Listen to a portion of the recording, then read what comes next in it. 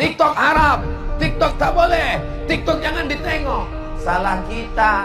Kenapa kita biarkan TikTok itu isinya ulat pinang sama ulat sagu?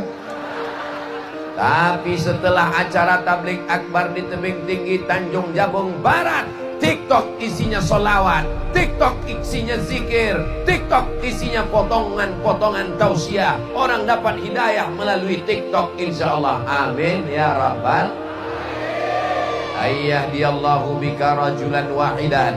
Satu orang dapat hidayah karena engkau, karena ceramahmu.